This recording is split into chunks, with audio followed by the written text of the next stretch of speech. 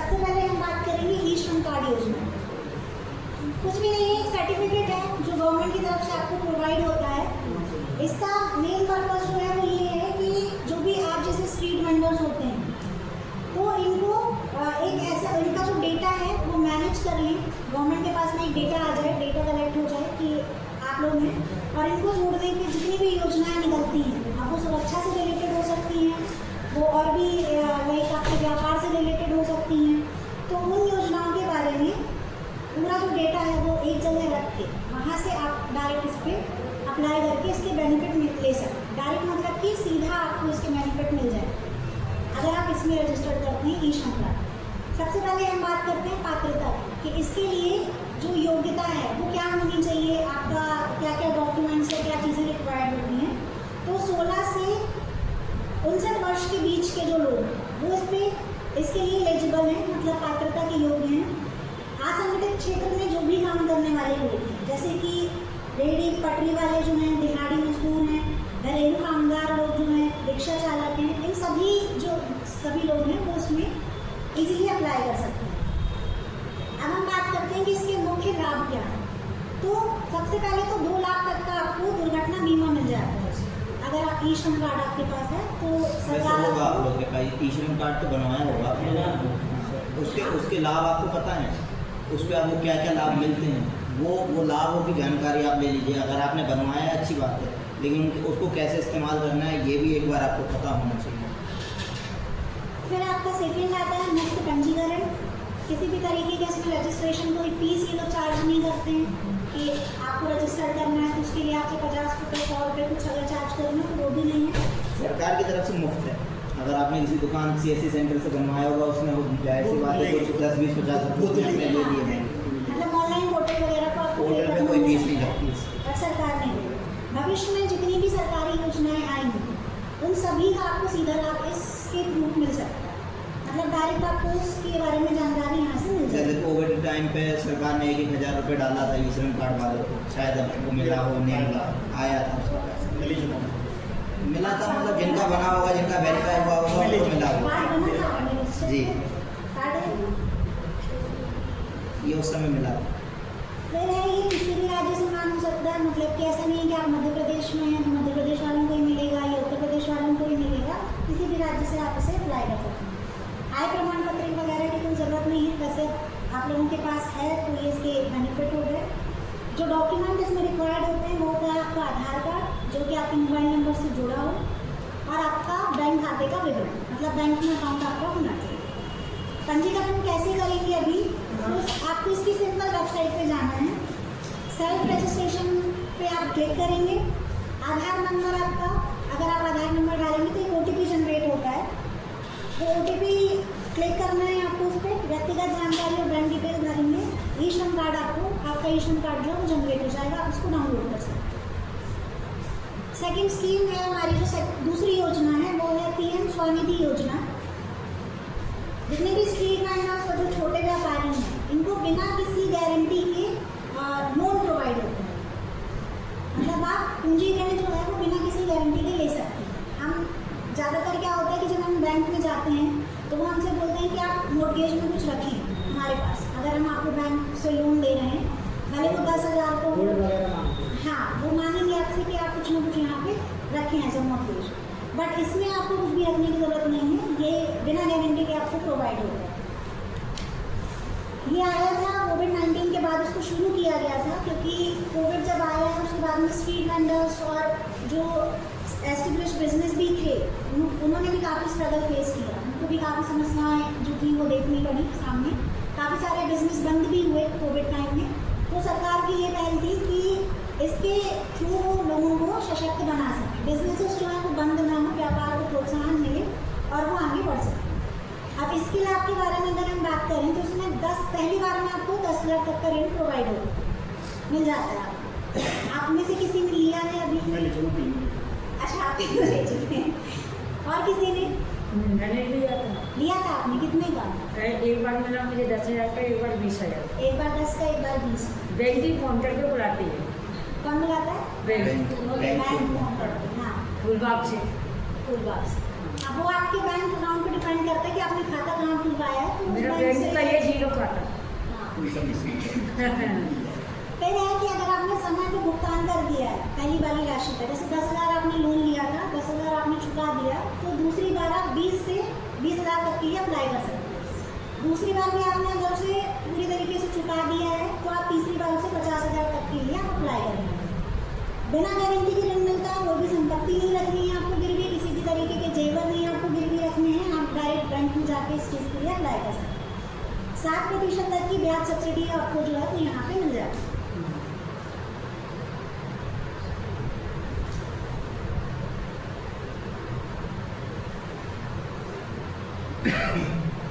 फिर है कि अब इसके लिए पात्रता क्या है।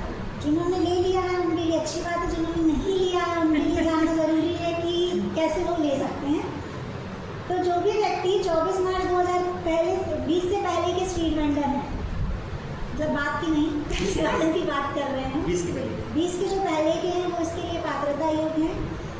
आपके पास में आपकी आईडी, पहचान पत्र जो है, वोटर आईडी या फिर आपका आधार कार्ड, ये होना चाहिए। और एक लेटर ऑफ रिकमेंडेशन जिसे हम बोलते हैं, स्थानीय निकाय, जो आपको गवर्नमेंट की तरफ से प्रोवाइड होता है, आपके नगर निगम भी आपको दे सकते हैं, तो वो आपको बनवाना होता है। अब इसके लिए आप सहायता कहाँ से लेंगे या कहाँ जाएंगे जिससे आपको इसके बारे में पता चले, तो आप नगर निगम में जा सकते हैं, बैंक से कॉन्टैक्ट कर सकते हैं, CSS सेंटर होते हैं, जन सेवा केंद्र, आप वहाँ पे भी जाके अप्लाई, मतलब वहाँ पे भी जाके पता कर सकते हैं, तो आपको इसकी पूरी जानकारी जो है वो दे देंगे, अप्लाई भी करवा देंगे। और इसकी खुद की वेबसाइट है, तो आप वहाँ से भी से ले सकते हैं। अब इसकी वेबसाइट आपको कहाँ से मिलेगी, जो हमने ई श्रम कार्ड के बारे में बात की थी, ई श्रम पोर्टल जो है, वहाँ पे इसकी वेबसाइट ऑलरेडी दी हुई है, आप डायरेक्ट साइट पे जाके क्लिक करके इसके सारे बेनिफिट्स वहाँ से अवेल कर सकते हैं। फिर है PM स्वानिधि योजना। अब इसके लिए जो डॉक्यूमेंट्स रिक्वायर्ड हैं, जो दस्तावेज मांगे जाते हैं, उसमें वही आपका आधार कार्ड, पहली चीज़ जो मोबाइल नंबर से जुड़ा हो, आपके बैंक खाते का विवरण, और अब यहाँ पे आपकी वोटर आईडी या फिर आपका LOR जो है वो रिक्वायर्ड है। पंजीकरण कैसे करेंगे, ये इसकी वेबसाइट है pmswanithi.muar.government.in, इस पर आप जाके डायरेक्ट अप्लाई कर सकते हैं, लोन पे क्लिक करेंगे, वही same process, mobile number, OTP, आधार वेरिफिकेशन होगा आपका, व्यक्तिगत जानकारी आपको आपकी पूरी डिटेल वो मांगेंगे, वो आपको फिल करनी है, बैंक डिटेल और आपके बिजनेस के बारे में जो भी जानकारी है कि आप क्या करते हैं, आपकी किस चीज़ की रेडी है या जो है वो आपको वहाँ पे फिल करनी है। उसके बाद में आप फॉर्म को सबमिट करें। थर्ड है जीवन ज्योति बीमा योजना। अब ये है आपको कम प्रीमियम पर जीवन बीमा जो है वो लोन काइंड ऑफ वो उपलब्ध करा। इसके लिए पात्रता है कि आप भारत के नागरिक हो, 18 से 50 वर्ष की आपकी आयु हो, आपका बैंक खाता, क्योंकि आजकल सारी चीज़ें डिजिटल हो गई हैं, मोदी जी का है डिजिटल इंडिया, तो सारी चीज़ें हमने डिजिटल कर दी, तो इस वजह से आपका बैंक खाता होना ज़रूरी है। आधार कार्ड जो है वो आपके बैंक खाते से जुड़ा हो, जो कि आजकल बोलते हैं कि eKYC करवाओ, आधार लिंक बैंक से लिंक करवाओ, तो वो सारी चीज़ें। इस योजना के जो मुख्य लाभ है वो है आपको 2 लाख तक का बीमा राशि आपको प्रोवाइड होती है। बीमा राशि इन द सेंस कि जब हम लाइफ इंश्योरेंस या जीवन बीमा की बात करते हैं तो उसमें काफ़ी सारे क्राइटेरियाज रहते हैं, तो उसके बारे में यहाँ पे बात की गई है कि यहाँ पे आप 2 लाख तक का यहाँ पे सरकार से अवेल कर सकते हैं। प्रीमियम है 436 रुपये प्रति वर्ष 2022 तक के लिए है जो आपको मिलेगा, जो राशि है 436 रुपये प्रीमियम। फिर अवधि जो है वो है 1 जून से लेकर 31 मई तक, हर वर्ष ये स्टार्ट होता है 1 जून से 31 मई तक। प्रीमियम का भुगतान कैसे करना है आपको, ऑटो डेबिट बैंक अकाउंट से ही खुद हर साल हर महीने आपके अकाउंट से मई महीने में हो जाएगा। फिर आपकी जनधन योजना। जनधन योजना के बारे में मोस्टली सभी को पता होगा, बैंक खाता ओपन करवाना था, कोविड के टाइम पे, कोविड से पहले ही आई थी, ताकि सभी जो हैं वो बैंक से जुड़ सकें। इसके पहले सबके बैंक अकाउंट नहीं होते थे, सबका खाता नहीं होता था, पर इसके बाद में मोस्टली सभी भारतीय नागरिकों के खाते जो हैं वो खोले गए बैंक में।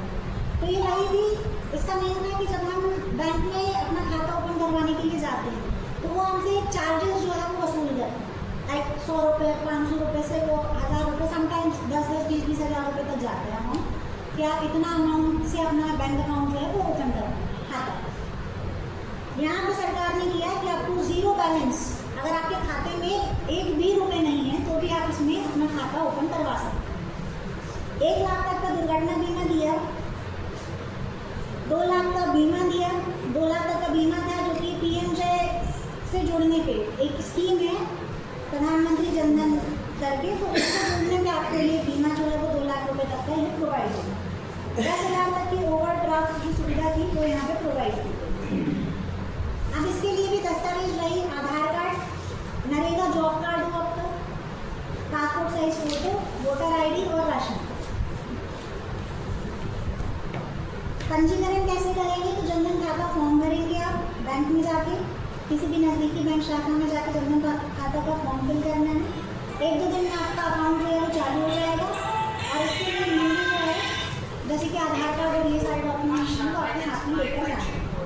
फिर है मुख्यमंत्री स्वरोजगार योजना, खुद का व्यवसाय शुरू करने के लिए एक गवर्नमेंट की पहल थी जिसमें कि सरकार आपको आर्थिक सहायता जो है उसमें प्रदान करती है। इसके लिए एलिजिबिलिटी क्राइटेरिया था, पात्रता जिसे हम कहते हैं, मध्य प्रदेश के आप निवासी हों, ये सभी स्टेट के लिए नहीं है, ये केवल मध्य प्रदेश के निवासियों के लिए है। तो आपका वही है कि मध्य प्रदेश के आप निवासी हों, 18 से 45 साल के बीच के हों आप, 18 से कम वाले और 45 साल से ज़्यादा वाले इसके लिए एलिजिबल नहीं है। कम से कम 5वीं कक्षा आप पास हों और सरकारी में वित्तीय संस्थाओं में आप डिफॉल्टर घोषित ना हो, मतलब कहीं से किसी बैंक में आपको ऐसा डिफॉल्टर घोषित ना कर दे। मुख्य लाभ 50,000 से लेकर 10 लाख तक का ऋण आपको उसमें मिलता है मुख्यमंत्री स्वरोजगार योजना। किसी ने लिया अभी, किसी ने किया इसके लिए आवेदन, किसी ने नहीं किया है, तो इसके लिए आप कर सकते हैं। 50,000 से लेकर यहाँ पे 10 लाख तक का आपको ऋण प्रोवाइड हो जाएगा। सरकार द्वारा मार्जिन मनी जो है उसकी सहायता आपको प्रोवाइड की जाएगी। ब्याज सब्सिडी और गारंटी शुल्क में आपको छूट मिलेगी। जो एक इंटरेस्ट रेट होता है जो हम बैंक में हमें जब हम लोन लेते हैं तो हमें देना होता है 8%, 7%, जो भी जिस भी बैंक, अलग अलग बैंक अलग अलग बने हुए हैं कि 7% इंटरेस्ट ले रहे हैं, कुछ बैंकों में 14%, 12% तक जाता है। तो इसमें आपको सब्सिडी की छूट जो है वो प्रोवाइड होगी। कृषि आधारित कार्य लघु उद्योग आपका होना चाहिए। इसके लिए जो दस्तावेज ज़रूरी है वो आपका आधार कार्ड है, 5वीं कक्षा की आपकी मार्कशीट होना चाहिए, पासपोर्ट साइज का फोटो और परियोजना की एक रिपोर्ट तैयार होती है, वो रिपोर्ट आपके पास में होनी चाहिए।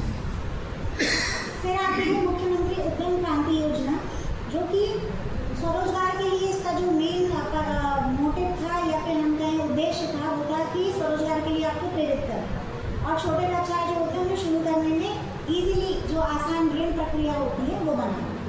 इसमें भी सेम पात्रता है कि आप मध्य प्रदेश के निवासी हों, 18 से 40 साल के बीच में। उसमें आपका था कि 5वीं कक्षा तक आप पास होने चाहिए, मतलब 5वीं कक्षा आपने निकाली। यहाँ पे 10वीं कक्षा तक हो गया है ये वाला क्राइटेरिया। किसी भी बैंक या वित्तीय संस्थान में से आप डिफॉल्टर घोषित नहीं होने चाहिए। इसके अलावा इसमें आपको 1 लाख से लेकर 50 लाख तक का आपको ऋण जो है वो मिल जाता है। सरकार ऋण पर ब्याज लेने की सब्सिडी अधिकतम 3 वर्षों तक आपको दे देती है। गारंटी फीस सरकार द्वारा दी जाती है, इसमें भी आपको कोई गारंटी शुल्क नहीं देना है। इसमें भी कुछ मॉर्गेज के नहीं रखना है, ना आपके जेवर, ना आपका घर के पेपर कुछ भी आप नहीं देंगे, सरकार इसकी गारंटी देती है। ज़रूरी दस्तावेज है इसके आधार कार्ड, शैक्षणिक प्रमाण पत्र, वही 10वीं क्लास का जो आपका सर्टिफिकेट है, मार्कशीट है वो, पासपोर्ट साइज की फ़ोटो और इसमें भी आपकी परियोजना की एक रिपोर्ट तैयार होगी कि आपका बिजनेस क्या है, कैसे चल रहा है वो।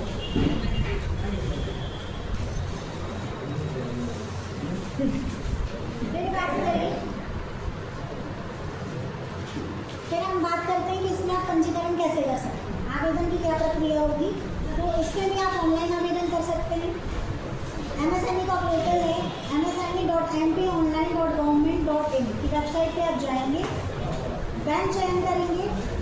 इसमें काफ़ी सारे बैंकों के आपको ऑप्शन मिलेंगे, बैंक ऑफ इंडिया है, PNB है, जितने भी बैंक हैं इसमें आप किसी एक को चूज़ करेंगे। दस्तावेज सत्यापन के लिए आप बैंक प्रिंट को स्वीकृति करेंगे, वहाँ पर आपसे पूछेगा, उसको सर्टिफाइड करना है। एंड योजना के अंतर्गत ब्याज अनुदान में गारंटी सुविधा खुद से ही वो ले लेगा।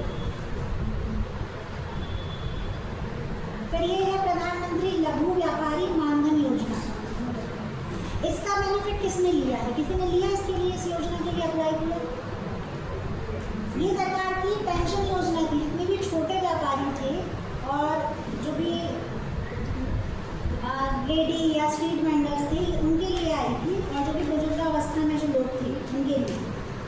इसमें आपको बेसिकली पेंशन प्रोवाइड की जाती है। एक अमाउंट आपसे लिया जाता है कि आपको इतने टाइम के लिए इतना अमाउंट जो है, इतने वर्षों के लिए आपको बैंक अकाउंट में जमा करना है। उसके बाद आप जैसे ही उस एज को फिल करते हैं, जिसमें एज है, जैसे आप 60 के हो जाते हैं तो 60 के बाद सरकार की तरफ से फिर आपको पेंशन जो है वो प्रोवाइड होने लगती है। अब इसके लिए जो पात्रता है वो है व्यापारी या स्वरोजगार में संलग्न व्यक्ति होना चाहिए। या तो वो व्यापारी हो या तो कुछ ना कुछ रोजगार कर रहे हैं। 18 से 40 वर्ष के बीच का दिया हुआ है, मतलब इस एज के लोग यहाँ पे अप्लाई कर सकते हैं। वार्षिक टर्नओवर जो हम बोलते हैं वो 1.5 करोड़ रुपए से कम होना चाहिए। मतलब कि आपकी जो एनुअल इनकम है, साल भर में आपने जितनी कमाई की वो 1.5 करोड़ से ज़्यादा की ना हो। किसी भी अन्य राष्ट्रीय पेंशन योजना जैसे कि EPS है, NPS है, PM स्वानिधि है, आप इसमें सदस्य ना हो, मतलब पहले से इन चीज़ों के बेनिफिट ना लिए। इसके जो बेनिफिट है वो है 3,000 रुपये मासिक पेंशन जो है वो आपको मिलती है 60 वर्ष के बाद। जैसे आप 60 वर्ष के हो जाएंगे उसके बाद आपको सरकार की तरफ से हर महीने 3,000 रुपये की राशि जो है वो प्रोवाइड की जाएगी। सरकार द्वारा बराबर का योगदान होता है। अगर आप 250 रुपये आप दे रहे हैं तो 250 रुपये सरकार देगी, और यही पैसा जुड़ते जुड़ते फिर आपको जब आप 60 की हो जाएंगे तो उसके बाद में फिर आपको वो पेंशन के रूप में प्रदान किया जाएगा।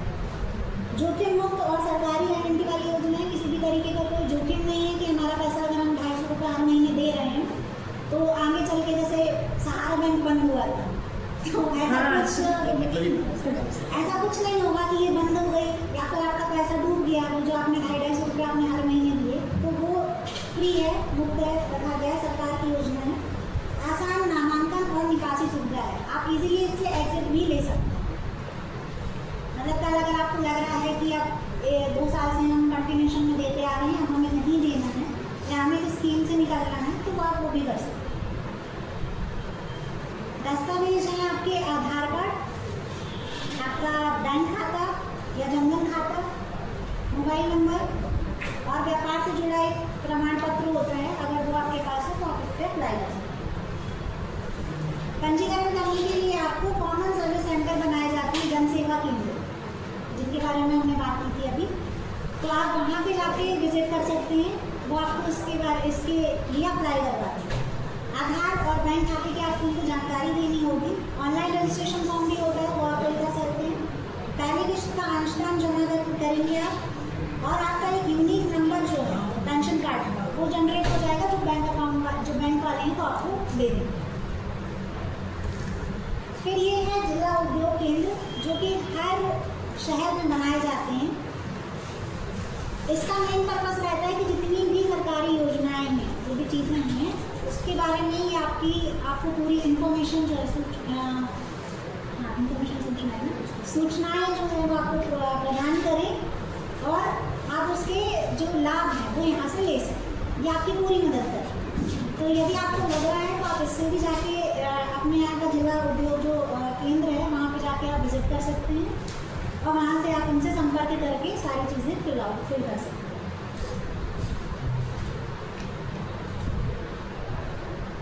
तो आपका ये जो ऑफिस है, ये छत्रपति शिवाजीराव प्रतिमा के पास झांसी रोड में सिटी सेंटर में बना हुआ है। तो आप चाहें तो आप वहाँ पे सिटी सेंटर जाके इन सभी स्कीम के बारे में वहाँ से ले सकते हैं। ऑल्सो हमारे साथ आपका साथी की टीम है, तो अब मैं हर्ष को इनवाइट करूँगी कि हर्ष आपको बाकी की जो चीज़ें हैं कि वो आपकी कैसे मदद करेंगे इन स्कीम्स के लाभ लेने में,